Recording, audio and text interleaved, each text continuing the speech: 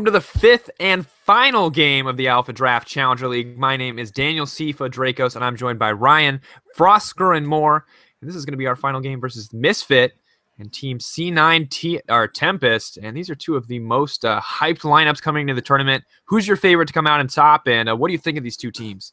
I mean, I've always been a fan of Alex since Moscow 5, since Gambit. Now, seeing him return to League of Legends through the North American Challenger scene and joined and flanked by some pretty big names. We got RF Legendary, Crumbzz, Alex Ich, and Tense and Yuno on Misfits. On the other side, of course, the up-and-coming. It's almost like the veterans versus the North American talent that everyone believes in. Of course, Cloud9, they had their shot at the North American CS. Unfortunately, had to give up their spot due to some...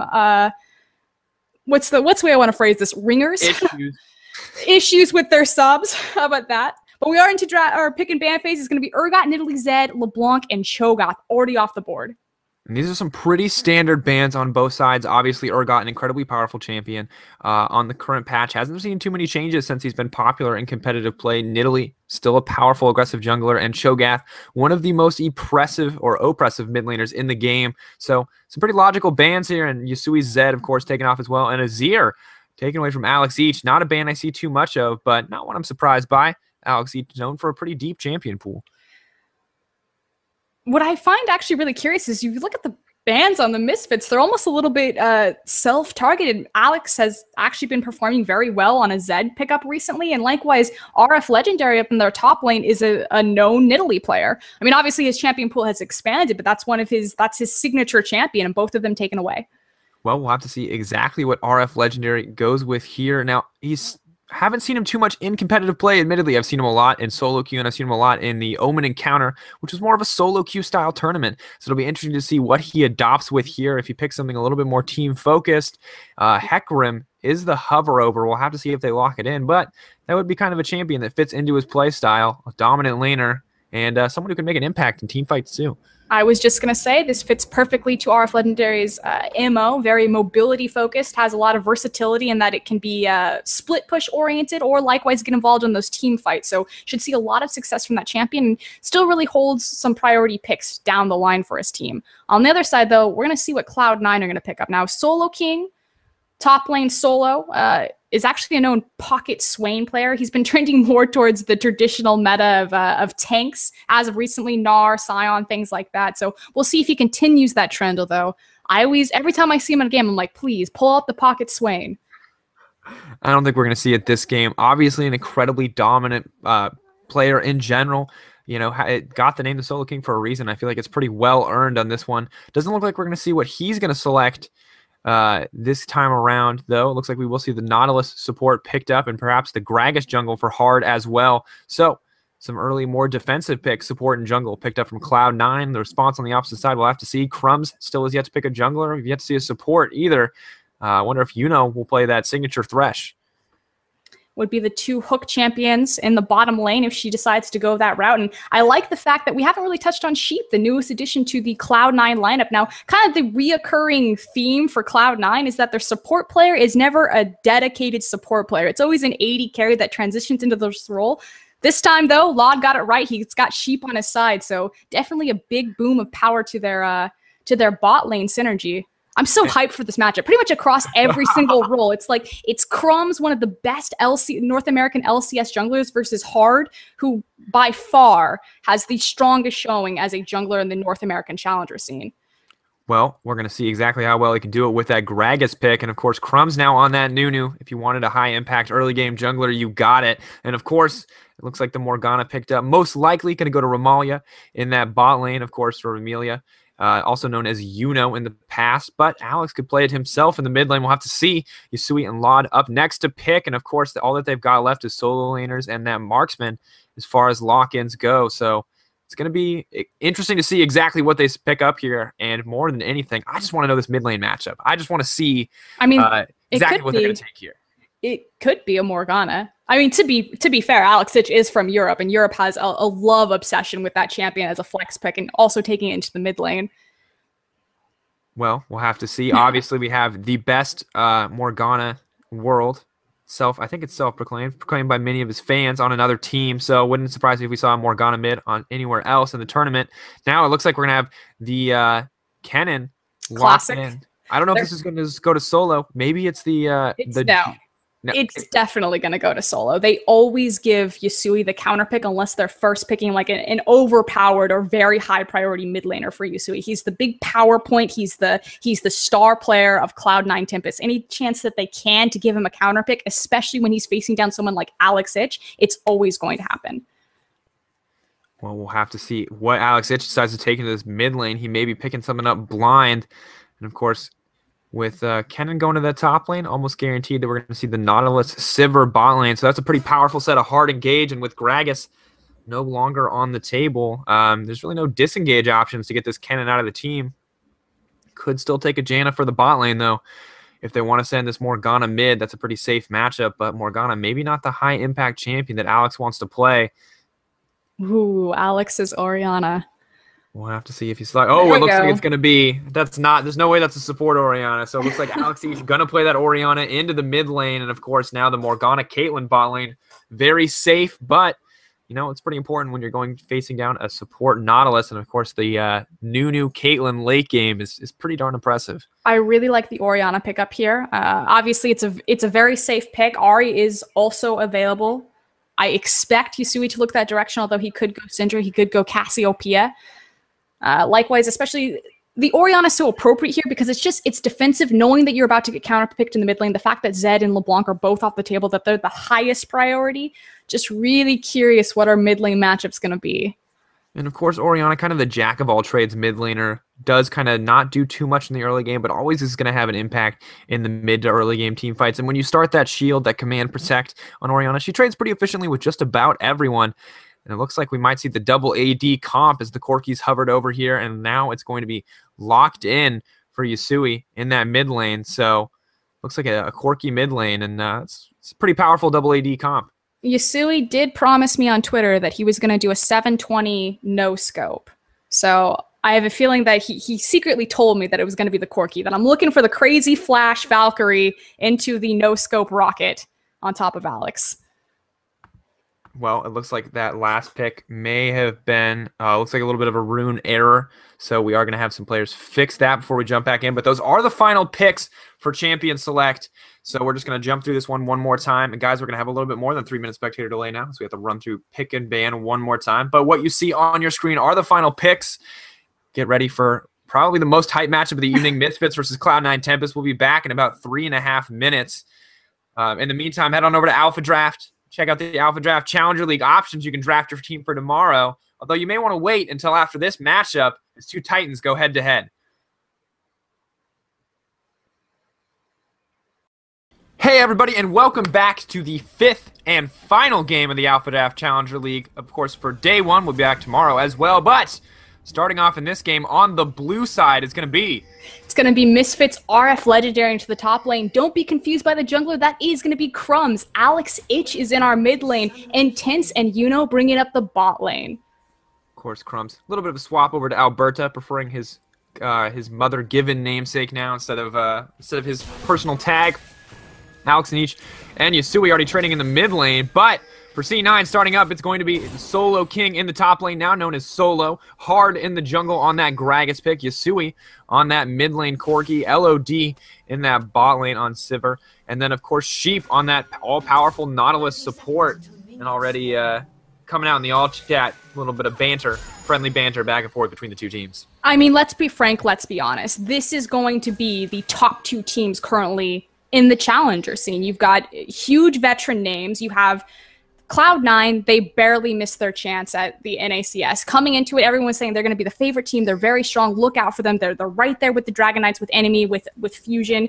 Missed their chance due to a technicality, kind of a rule ringer issue. Will get their second chance here to prove themselves. And we talked about how the big issue for Cloud9 Tempest is always that their support has never been an actual support main. It's always been an AD carry that transitioned into the role through Stixie and things like that. We finally have Laud, a very powerful, very up-and-coming AD carry, with a support main in Sheep, the newest addition to this team. And that's got to be such an exciting bot lane to watch. Of course, both lanes have to be careful, but we're not going to see them go head-to-head as they have opted for the lane swap. Misfits preferring to take their chances against this Kennen, sending RF to kind of do his own thing in the jungle here with Crumbzz. The mid lane matchup trading even so far, and bowling out here with that tormented soil wants to clear out as much as possible. And this is the first time I've seen those updated Morgana particles, and they're just beautiful. Yeah, they're gorgeous to look at. So, like you said, we do have a lane swap. It looks like it is going to be a freeze there from and Tinsa to the top lane. Likewise in the bottom lane, Laud and Sheep freezing that up. We'll see if maybe the junglers go for dives on either side of the map, although right now Crumbzz taking his time on his own side of the jungle, but has plenty of time for that wave to continue to stack up before it hits the tower with 3 or 4 creeps. Of course, with that duo jungle as well, the Hecarim and the Nunu could hit the tower at the same time. We'll have to see if they get the opportunity to dive Kennen, though. Alex each pushed into his own turret. Corki dropping a few wards down, pinging that one out. But Nautilus is going to back off here, maybe heading into the top lane, trying to make sure that this dive doesn't happen, leaving Laud to farm solo in the bottom lane. Looks like we're going to have 4 members of Misfits on the top side. They actually did the jungle much faster than expected. They've taken both buffs on the side of Cloud9 and are looking to secure their own red buff and moving up into that top side, like you said, securing, placing down vision, making sure they're not walking into a trap, but we will have a confrontation. Looks like RF just going to try to bully off the turret here as they start to take down this tier 1 on the top side of the map, but no dive attempt going to go down, so neither side going to drop any kills. But we may see our first turret taken to the game very early on. Caitlyn lethal at taking those turrets. RF Legendary now going to TP down to the bottom side of the map, try to get some CS and experience back for himself. Already outscoring this Kennen, who's unfortunately hasn't had an opportunity to get much of anything in this lane swap, as and Intense just bullying them out of this lane. Laud still pushing in, doing a lot of damage on his own. RF only level 2, not able to contest that one too much. And like you said, despite the damage that Laud has gotten onto that bottom tower, advantage is definitely going over to Misfits initially, just because they've been so effective in keeping Solo down, making sure that he's not getting the CS, but more importantly, making sure that he's not getting the experience. That is still a level 1 Kennen to the level 3 RF Legendary. That's a tough spot to be in for sure, and of course so many members forced onto the top side of the map to protect him and to protect that turret, but Intense still pretty comfortably poking that one out, getting an auto attack in here and there. They don't want to take this turret too quickly. They want to deny as much CS as possible. Black Shield getting dropped down there as the final auto attack will go down and give them a small gold lead. Only 700 at this stage of the game, but it doesn't look like Sivir on the bottom side. Laud is going to be able to take out that turret for himself. So a small advantage going over to Misfits in this early stage of the game. And again, that advantage is entirely in the CS discrepancies between the top lanes and the AD carries, as well as the global gold that first initial tower is going to give Misfits. We'll see how Cloud9 react to it. They did have better jungle control, because remember, it took Crumbzz and RF so long to clear their own jungle to get up to that top lane to zone Solo King off. So we'll see if maybe the extra attention that went to Hard and making sure that he accomplished more of his jungle will transition into Cloud9's power spike later down the road. We'll have to see. You can see already body blocking any shurikens that Kennen's throwing in to try to get farm, so he's in a bit of a tough spot. 6 to Hecarim, 17. Of course, Alex each in the mid lane, though, falling behind Yasui at least a little bit, 34 to 41, and Yasui already finishing that Sheen. That's a pretty substantial power spike this early in the game, only 5 minutes in, and both these mid laners, I mean, this is the matchup we have to be excited for. Alex each, formerly of M5, formerly of Gambit, one of the best mid laners of all time against Yasui, who's kind of that, the young blood and an up-and-comer. He's just missed his chance, just slim, for North American LCS every single time. Everyone knows he has it in him, just needs to commit to it, needs to have his stage, and finally gets a pretty big one. Facing down Alex Itch, how many times do you get to do that, especially in the North American Challenger scene? That said, here we go. Misfits have now rotated their bot lane. They took the top tower. They're now rotating their control to the bottom side of the map to set up for this dragon. That said, Cloud9, they expect this coming. They quickly grab control of the scuttle. So great move from there and a good counterplay to kind of stall this dragon out a little bit, or at least know what's happening should Crumbzz try to approach this one. Crumbzz moving into the jungle there, now moving down as well. And it looks like we may see a little bit of pressure coming in here as moves in. Laud now 6, though, so does have a pretty substantial experience advantage, and that on the hunt is available. But with a mana pool so low, it's not exactly the ideal situation. Dragon not taken by either side yet, but Crumbzz, of course, on that Nunu pick, has a pretty much guaranteed control over it, at least in the early game, as Alex each desperately tries to trade efficiently with Sui, but is having trouble doing so. So despite the scuttle, they are going to go ahead and start the dragon. Looks like there's going to be 0 response from Cloud9, and I think they've, with Laud pressing his back right there, they're going to go ahead and give this one away for free. Tough spot to be, a tower and a dragon given up, and Cloud9 looking a little bit less confident in the lane swap than a little bit more of these LCS veterans. Unfortunately, as a result, now a pretty reasonable lead, 400 gold. The difference here made smaller by the farm advantage, of course, on the side of Cloud9. And, of course, the first dragon buff as well, going over to Misfits. I mean, it makes sense. Misfit have the better dragon control initially just because Crumbzz is on that power pick of Nunu, has the smite with the consume available. You're waiting on major item power spikes as far as C9 is concerned, especially with Yusui in that mid lane. Does have the Sheen, so has some initial burst damage, but is really going to take off when he has that Trinity Force available. So second rotation of the dragon, Cloud9 is going to be in a much better spot just item-wise to try to contest that one. Well, it looks like we'll have to see how it goes moving forward. AlphaDraft has already finished the Chalice, so he will be able to match the wave pressure of Yusui. And Yusui, though, already working on that phage and continuously backing whenever possible, trying to get some sort of itemization advantage. And now the 2v2 in the bot lane.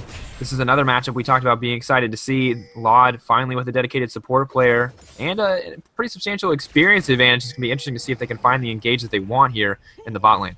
It's finally got a support player. They're matching with their Warden skins, looking fly in that bot lane. That's my favorite part. The Warden skins are just so just epic. Icing on the cake. Yeah, and then they're matching. Like, it's just coming. That's team synergy at its finest, cute. I think. Just adorable. No, I'm always really excited. Laud, he's actually... I mean, it seems weird in his playstyle because he's a fairly aggressive player, but really strong Sivir and Kalista player, so I always like watching him on that champion, and I think it's going to fit really well with Sheep, not only because the innate built-in synergy between Sevir's ultimate and Nautilus's ultimate, and just the massive hard engage that offers, but just them in their playstyles. But meanwhile, top lane. Solo in trouble here as he gets engaged on. RF Legendary does still have the Onslaught of Shadows. He's going to get first blood. Crumbzz going to take that one for himself. Kennen able to respond with the Slicing Maelstrom, but it's not going to be enough as Caitlyn gets the assist off the trap as well, so... It's a nice little bonus gold for Intense down there in the bot lane. I love how the slowest moving projectile in the game, Crumbzz snowball there from Nunu, is what takes up the first blood. Able to connect because he was effectively standing inside Kennen's mouth when he threw it. But off of Kennen's death, he's also going to eat up that red buff. So not only is he putting Solo King down, he's also affecting Hard. And Hard is pretty much the trendsetter for Cloud9. Yes, Yasui's their star, but they live and die and hinge on Hard's effectiveness in this jungle. Well, it looks like he's having a little bit of a trouble to have an impact so far. Something that hasn't quite affected Crumbzz. Crumbzz, of course, with his first kill of the game and an early Sightstone. Can have such dominant vision control as he moves on to the top side once again. It's clear that there's a huge emphasis on stopping the Solo King from getting ahead. They don't want this guy to bully RF out, and they don't want to give him any opportunity to farm. Also just massive power of that Kennen ultimate for the team of Cloud9. Again, if you just think about how their composition set up, that hard engage, the on the hunt with the Maelstrom, and there's Crumbzz with the flash. Uh-oh, Crumbzz trying to channel that Absolute Zero, not going to get it. Solo trying to find his way out, but these characters are just too fast as Misfit picks up yet another kill on Solo. And it's starting to look like Cloud9 falling apart a little bit as the rinse and repeat of the top lane ganks going in the favor of Misfits. Just playing to their strength, knowing that this bottom lane in Morgana and Caitlyn is incredibly safe, even against the hard engage potential of Nautilus and Severe, that he's able to play to that top side where he's already started to get an advantage and just like pressure it harder. So it's not, again, it's not just transitioning into keeping Solo King down, it's starting to bleed over into affecting Hard in his farm and his jungle control. You can see him struggling. He's finally backed. Does have that Cinder Hulk though, so we'll get something out of this. But Corki in the mid lane still keeping up with AlphaDraft as though he had an early farm advantage. Still hasn't finished that Triforce. AlphaDraft has, of course, finished that Unholy Grail. The Thirsty Cup. Going to make it pretty much impossible for Corki to push these waves in too efficiently. No, you see the Athenes is the Thirsty Cup. The Big Gulp is the, the Chalice is the Thirsty Cup. The Athenes is the Big Gulp. Oh, I got to get my... my colloquial terminology for League of Legends items down. I apologize. You're forgiven this once. All right. Well, Solo in the top lane, still struggling. He's playing a little bit like a trauma victim as he continues to ward down and evades that Nunu. And for good reason, you know, he saw him itemize the needlessly large rod early, but unfortunately, as a result, he's incredibly vulnerable to those style of ganks. Gragas already headed into the top side to be there if necessary, but Crumbzz on the bottom side of the map. It looks like they may try to push in this tier 1 tower as a trio. They've got good ward coverage on the top side of the map to keep Solo safe. Dragon is spawning in 1 minute. Both teams have the timer, and this is what we were talking about. The itemization power spike will shift for that mid-game power that Yasui's going to bring on this Corki pick for this next upcoming dragon. We'll see if he backs in time to complete his Trinity, or if he's just going to be sitting on the Fade Sheen pieces. Interesting indeed. Hard finally into the top lane. Solo trying to find an engage. RF might be taking the bait here as Gragas finds his way in. They may be able to trade something back. RF going to tank that cask. And a quick kill going over to them. Solo, patient play, smart play, and RF falling right into that trap. Understanding that he had the small window of time, a minute before the dragon spawns, although Cloud9 needs to be very careful about their timer here. Dragon is going to be up in 28, and Crumbzz entirely on that side of the map. Lod, Dark Binding swings. Looks like the Soul Shackles is going to come out. It looks like Lod is not going to get locked down. Sheep will, though, in the absolute zero. Going to take an immense amount of damage there. Intense not going to follow up with any kind of ultimate, though. Not going to be enough to kill them. And not really looking like too much as far as pressure goes either. Dragon up in just a few seconds, though. Looks like the second one of the game may go over to Misfits as well. They have immense ward control on that side of the map, and Sheep and Law don't look like they want to contest this whatsoever. And the communication from RF, sitting on base, has his home guards available as well as the teleport, was trying to see what Hard and Solo were doing, if they're going to commit to taking the top tier tower, if they're going to swing towards the dragon. Stood on the base, waited for the communication. Am I going top, or am I looking for the teleport home guard flank if they try to contest this dragon? So showing great cohesion from Misfits for a brand new challenger team. Now going to push in this bottom lane as well. Nope, looks like they're going to go for the freeze instead, just wanting to get as much farm as possible, knowing that they can't really take this tower away from the Nautilus and the Sivir, maybe trying to build up a wave. But Crumbzz now going to clear out his own jungle and having a lot of impact on this Nunu early on. Wants to see if it can care or continue as they move forward into the game. Gragas not itemizing a Sightstone of his own, at least not yet. Going for an armor item first. And in the top lane, already Hecarim with the home guards TP boots. So, ready to go in at a moment's notice. Do you have Hard walking down? On the Hunt is not available, however, Nautilus's ultimate is. Hard surely going to belly bop over that wall and straight into a trap. Good trap placement. Law with a flawless spell shield there. Pretty much hitting it right as the binding did. And already about a 20 CS lead in the favor of Laud. So, you know, despite losing out a little bit across the map, he is able to get something back from the gold. And you can see almost... pretty much just a 1k advantage going over to Misfits, almost entirely because of this 20 CS lead in the bottom, keeping them from it being any worse. The one thing that we have to be mindful of, obviously, is that these dragons are not worth global gold, they're worth stats, and the gold scoreboard doesn't illustrate the advantages that those give to teams. So yes, it's still fairly close, but with those two dragons, especially on the scaling AP and AD, that gold deficit is a little bit invisible. Definitely those invisible stats from the dragon affect a lot of it. I wish there was a way to include that in there, but of course, maybe a little bit far off as far as spectator features go. Now Crumbzz moving into the side of the jungle. Looks like he may be pursuing Yasui. Gonna throw the snowball out there, a little bit of damage, but not too much here. Alex each more than content to just keep farming, managing to stay even against Yasui in this mid lane. So maybe an even match, at least as far as PvE goes for these guys, at least for now. That Trinity Force is complete. I was promised a no-scope Yasui. I expect it. I expect it on Alex itch. He may find it, but right now it looks like not a whole lot of trading going down either way. Alex each burning through some mana to get the kill there. Uh-oh, looks like Yuno is going to go in. They're going to try to disengage with that depth charge. Laud looks like he may try to re-engage as well. The hook coming out, spiraling at him. But it's not going to find home there as she misses that one. And looks like both sides burning their ults, but neither one finding an excellent opportunity to engage. RF trying to find his way in, finding Hard there as well, though, getting baited in once again. Solo flawlessly going to flash out of that last bit of damage. And I talked about Solo making the mistake of walking in over and over again. Looks like Crumbzz getting stunned out by the Gragas there. Beautiful play from Hard to save Solo in that situation. I always love watching how Hard plays with Fog of War. Just staying just outside, waits for RF Legendary to overcommit with the Onslaught of Shadows, comes and cleans up the kill, and then manages to save Soul King as he gets a slick teleport out of the impending doom of Crumbzz Snowball. Solo King, just amazing play there as Alberto. Crumbzz is going to try to run in on this one, but may not be fast enough to get away here. Yasui not going to pursue it, though. Knows Alex each is waiting off to the side, and Intense trying to bully Laud out, but could be in trouble. Exhaust is going to get knocked down. Heal coming out as well. Caitlyn has to be careful here. And it looks like their turret will drop. Caitlyn does have ultimate, but doesn't want to use it into Tsepha's spell shield, of course. And looks like they're just going to have to back off here. Surprisingly, the Tsepha Nautilus turret or combo is going to get that first turret in the bot lane. And a lot of that came off of the power that was so well played on that last big trade that we saw with all the ultimates being burned. Knowing that Yun had flashed forward and used her Black Shield, it was an excellent decision of Sheep to immediately counter-engage on top of Caitlyn, knowing that the Black Shield wasn't available to save her. And then immediately the On the Hunt is popped to follow it up. So great decision-making there from Sheep to turn that in Cloud9's favor. But Shockwave mid lane. Shockwave getting in the dissonance, and Alex each going to get the first kill. Patiently waiting for that one. Farm still perfectly even, but it's like the master showing the Padawan the ways as Alex each picks up his first kill of the game over Yasui and flexing his muscles a bit there in the mid lane.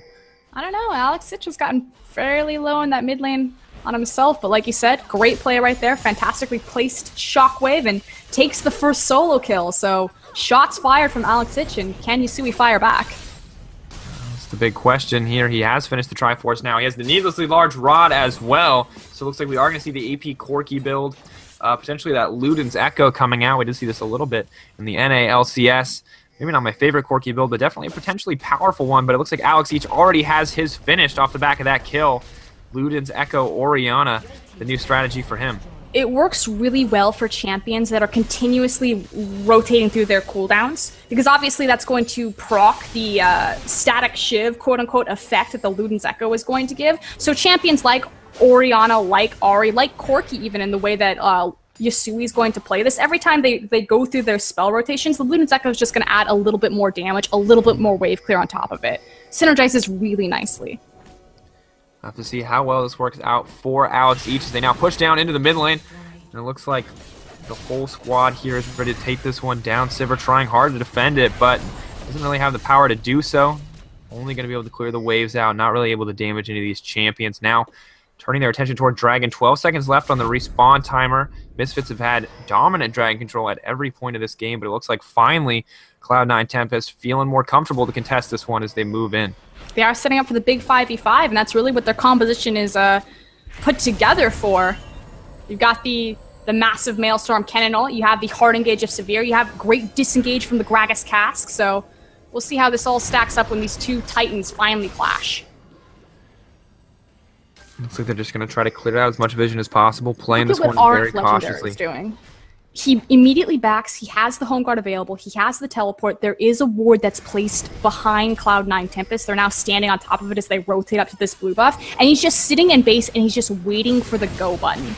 Oh, Alex each going to steal that blue buff. We'll have to see. Maybe not going to be a go button this time from RF Legendary. Still waiting patiently, but that blue buff is going to make it a lot harder for Corki to clear out these waves. They now push in to grab yet another turret. Hard, though. Waiting on the wings. May try to find it, engage. 45 seconds. Still sitting. He's running in circles. It's got to be tough to be RF Legendary. You have to be so patient. You have to be willing to give up so much for that perfect engage, but it's just so powerful. They are now moving in to take this dragon. The TP is coming in. That is one big hacker, and the back pings are coming out as they see that TP coming in. He's going to jump into them. Doesn't look like he's going to go to the back line, so he's going to do as much damage as possible. They're going to get the third dragon as the engage comes in. The slicing Maelstrom. Kennen instantly destroyed. The shockwave on far too many. As the team gets ripped through. Cloud9 in a rough spot as they have to flash out. Both AD carries burned out of the fight. Intense finding that kill, knowing the spell shield is down. They're now burning through this Nautilus effortlessly. Sheep trying to find his way to safety, but Alex each speeding up this Caitlyn means another kill for them, and Misfits get a huge swing in power there off that dragon fight. Not only did they get the dragon, of course, but like you said, that massive shockwave, and really it came down to the two big AoEs from either team, the shockwave versus the Kennen ultimate. Like you said, far too many people ate that shockwave. Huge damage across the back line of Cloud9 Tempest. It's just, when your Kennen disappears instantly, there's not really a whole lot you can do to win a team fight, and I don't even think... He couldn't get the ultimate on the people that he needed because it was also on top of Crumbz's absolute zero. Obviously slowing down the movement speed and the range that Kennen has available to him. One, of course, he has Zhonya's available as well, but the new absolute zero channel just destroyed him. And just a horrible position for him to be in. Gotta be rough. Solo is gonna have to reconsider how he engages in the next coming fight, but Cloud9's not out of this yet. The Dragon's buffs are stacking up, but until they get to 5, they're not going to have quite a huge impact, and still only a 1 gold advantage. The big advantage that Solo King does have is he didn't need to burn his flash in that last engagement, whereas Alex Ich and Intense, so the 2 carries from Misfit, both their flashes are down and unavailable. Crumbzz poking out a little bit here before he backs off. 2-0 and 3. Gragas is yet to buy a Sight Stone, unfortunately, but we'll get to that Righteous Glory shortly, so give them a little bit more engage options. Now Alex Ich now pushing up this mid lane. 251 CS to Corky's 247. He finally got a lead. It's finally not even, at least for a few more moments. Looks like it is going to be an attempted siege on this mid lane tower. Don't know how effective it's going to be into the blue buff Orianna, but we'll see. RF Legendary creating a pressure point in that top lane. Doesn't have teleport available to him, but does have the insane mobility that Hecarim is going to offer. Ping's coming out on that mid lane tower. Misfits desperately want to protect this one. May not have an opportunity to do so. Blue buff Orianna, as you said, going to find a way to clear the waves as the shockwave comes in. Sheep immediately going to get popped out there. There's the flash. Flashing under the turret will get to Zanya's this time. Going to be left alone, unfortunately, under there as Alex Ich picks up yet another kill. RF on the way, going to try to go in onto Yusui. There's a lot of damage there. Onslaught of Shadows going to get a lot. Triple kill coming in for Alex Ich. Beautiful play on that Orianna, and everything going wrong for Cloud9 as Alex Ich finds yet another pick and transitions it into a winning fight. I'm going to give that one to RF Legendary and Crumbzz. Fantastic positioning. So again, we talked about the flash discrepancy between Solo and Intense and Alex Ich. Was able to flash onto the back line, locked him up, completely zoned the 2 carries off of the fight. But the threat of RF Legendary, Crumbzz, and the tower prohibited Cloud9 Tempest from following up on a fantastic engagement from Solo King. It's a hard place to be. First time he gets popped. Second time, there's no one there to follow up, and this is kind of the excellent positioning from Misfits, but also Cloud9 putting themselves in some less than savory situations as, you know, Sheep destroyed immediately at the start of that fight. So we'll have to see if they can figure out exactly what's going wrong in these engagements and sort out these communication issues, or if they're just going to keep, you know, dropping the ball here because they are already 4K behind 25 minutes in with 3 dragons, and the next dragon's already about to spawn, probably about 3 minutes away at this point. I feel like savory is a fantastic descriptor for Gragas. Like, if I had to choose any adjective for Gragas, it'd be savory. I feel like savory was a poor choice of words on my part, but thank you for reinforcing it. No, I am in full support of the savory. Well, speaking of savory, Nunu now has the Banner of Command, one of my favorite items in the game, and of course, one that's going to be particularly powerful against a team with mostly magic damage-based wave clear. Intense, though, not looking like he's in a good spot as he gets ripped through by this lineup, that On the Hunt ultimate, allowing C9 to make a pick and find a skirmish that they need. Big question is, what can they transition this into? Well, the pings are going down onto Baron, but it is just Crumbzz clearing out that ward there. I like the fact that you brought up the Banner of the Command. Its power, especially in wave management and, you know, setting things up like getting a pressure point across map from an objective like Baron and trying to take it that way, because they do have magic-based wave clear in Yusui, in Solo King, in even Hard, that it's very hard to take down that big, massive shield on a big, massive, empowered siege creep. It's just so ridiculously difficult to do when it's you're very Kennen. Funny to watch.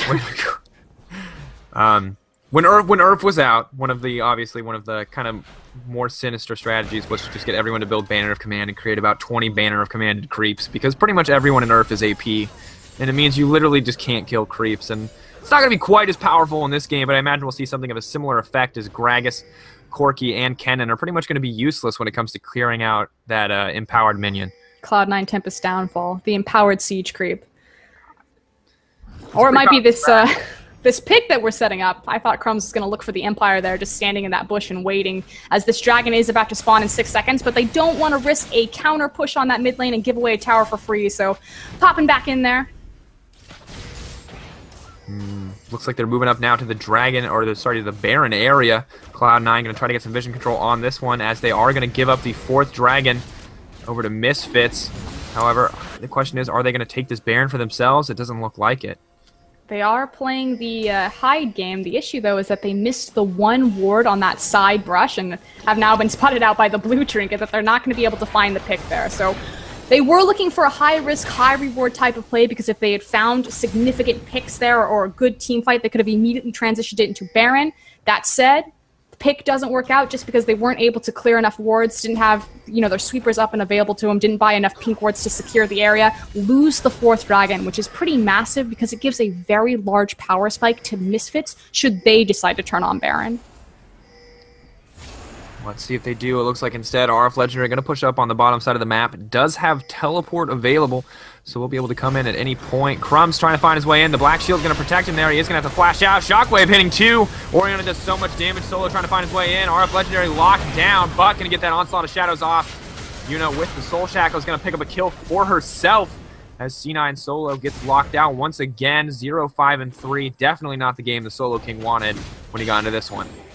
And think about that. Oh, flash forward from AlphaDraft. Doesn't connect. Misfits face checked into that area, and they ended up with the kill. And that's how you know you're ahead. I mean, at this point, a 4K gold lead maintained, 4 dragon buffs, and of course, the looming threat of that 5th dragon in just about 5 minutes. This is a tough game for C9 to come back, and they have the tools to do it, but it just doesn't look like they've been making the decisive plays necessary to secure themselves again in this game. And now we see RF once again building a wave, and on the opposite side, Intense doing a similar thing in the bottom side of the map. And really, Cloud9 Tempest across the board, a lot of their members have had issues kind of getting up off the ground. Obviously, Misfit made a point to put Solo King down with consistent ganks, almost a camp set up from Crumbzz there. Leaked into hard, losing a lot of control of his jungle. That said, Laud did get a favorable matchup, did get a good lane, and kind of came out ahead, probably out of all of Cloud9 Tempest lanes.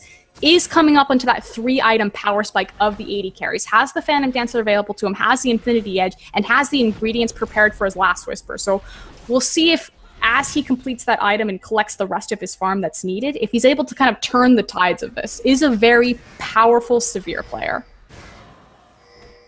Be interesting to see indeed. Now, my big question for you, Corky.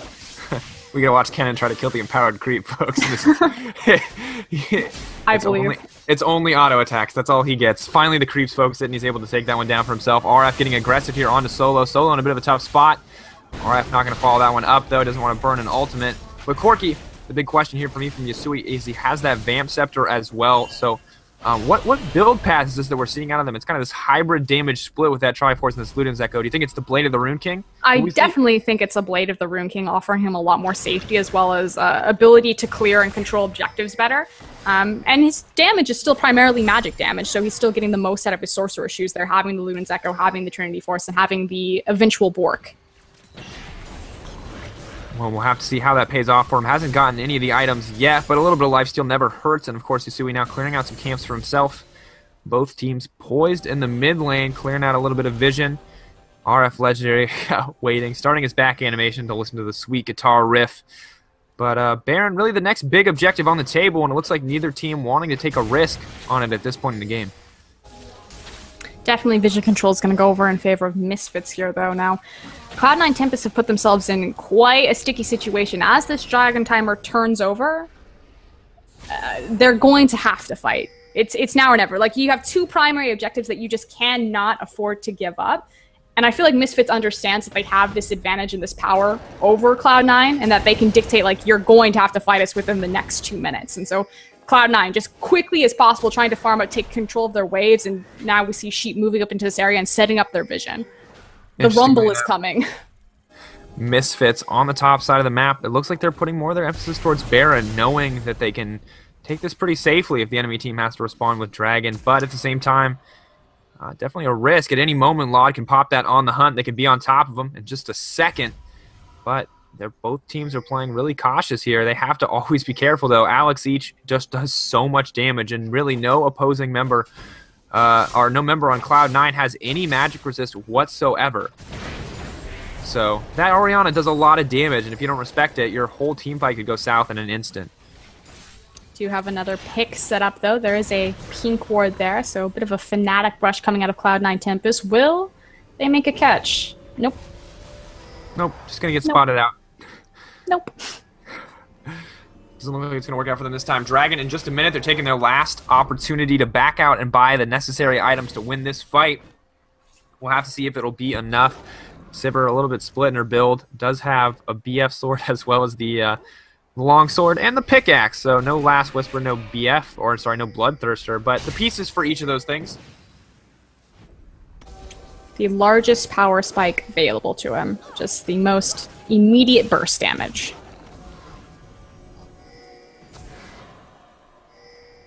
Wards going down. The dragon will be spawning in 23 seconds. Looks like Laud, Solo, Sui, all of Cloud9 here in the mid lane. Struggling to kill that creep as expected. Still, the banner command hasn't had too much effect, at least at this point of the game. They are going to be able to pick that one up pretty easily. Tsepha just throwing a few auto attacks its way. But now Dragon 5 seconds away. 4, 3, 2, 1. It's going to be live. As both teams are poised to take it. Alex each setting up the wombo combo. Hecarim's on the way. Gragas can disengage, though. All it's going to take is one good explosive cast to stop this from happening. But Solo kind of stuck on the outside. Alex each poking through. Solo getting burned through so quickly, but leaving the members trapped alone. Crumbzz trying to disengage with that ultimate. Solo going to get burned through hard in a tough spot of his own. Crumbzz operating as a tanky frontline intense, going over the wall to try to get this. RF Legendary jumping into the back, able to pick up Laud. Hard going down, and now looks like the double kill coming out. Now the 5th Dragon going to go over to Misfits as one of the most split team fights we've seen all game. Goes hugely in the favor of Misfits, and Yasui left to kind of just poke this out. No real damage, just Alex each rips through him. Caitlyn, ace in the hole, able to pick that one up for herself. Intense, now 5-1 and 6. Alex each dominant throughout every stage of this game. That's the ace, that's the 5th Dragon, and that is surely the Baron. Misfit running away from this game is after this Baron drops, they will close down on a 10k gold lead, and everything went wrong for Cloud9 Tempest right there. Obviously, Solo was caught out, wasn't able to make the most of his cannon ultimate for his team to follow up on the damage on, but the bigger issue and kind of the tell of this game is that the Orianna Shockwave wasn't even needed that last fight. It was used on the very tail end of it against the support Nautilus, so not a lot Cloud9 Tempest can do. They definitely have to wait until this Baron buff and the 5th Dragon is gone, so it's about hiding in their base for the next few minutes. That's a tough spot to be in, that Corki. Really not getting the necessary poke off before that fight started, and unfortunately Solo thought he found a clever way to engage on that back line, but no one able to get through. Crumbzz, unfortunately, chanting that absolute 0, so as a result, just kind of killed, taken out.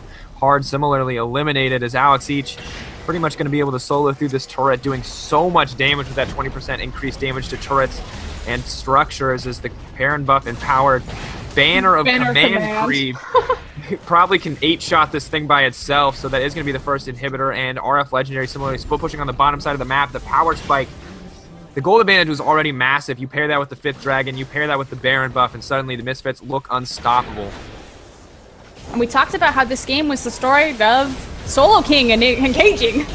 Trying to find a way in. Looks like he will almost go down. You know, the target of that depth charge. Alex each dominating now as Crumbzz safely able to channel the majority of that ultimate. Intense getting in there. Has the blood boil. Does so much damage. And just going to chunk out Yasui at least a little bit.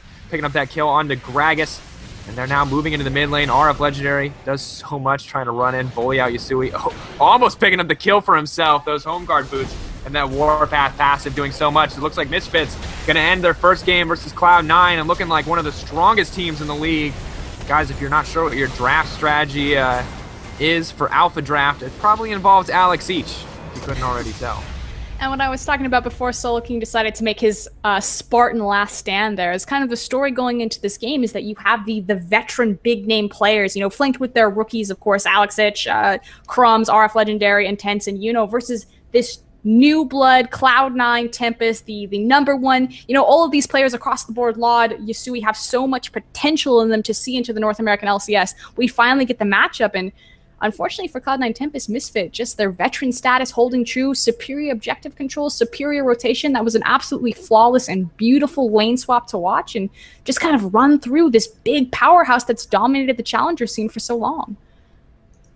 Oh, and it's a rough spot to be in, especially when you're Cloud9. You know, this is not exactly the first game you wanted, but clearly Cloud9's still a very strong team and has a lot of time to figure out exactly what they want to do. With this lineup, of course, we will get to see them play again tomorrow, along with the rest of these teams. We'll have another 5 games for you every day of the week until the weekend, of course. So Tuesday through Friday, the double round robin format, as we discussed earlier. But in the meantime, head on over to AlphaDraft. You still have time to draft your fantasy team for tomorrow, potentially win big bucks here in tomorrow's games. And obviously, you got a little bit of a taste of what each of these teams can handle. We'll have to see how they do against the remaining squads, but we'll be back tomorrow with the next set of games, and thank you all for watching. My name is Tsepha, and of course I'm joined by Froskurrin. Welcome to AlphaDraft, where esports fans win cash and prizes for drafting top fantasy teams. Your mission is this: every week draft your dream team from the LCS pros in that week's matchups. You'll receive a $50,000 salary cap to select your team. Teams have 6 players, a top, jungle, mid, ADC, support, and a flex position which can be filled by any player. You will also choose the team that you think will play best. Players are scored based on kills, deaths, assists, and CS, and teams win points for Dragon, Baron, and Turret kills. Every week, choose from both free and paid contests that will give away thousands of dollars in cash and prizes. Once games start, watch directly from AlphaDraft and see your stats update live. Most contests have many winners, so check back often to see how you match up against other LCS fans. Good luck, and remember, knowledge is money. Be Alpha.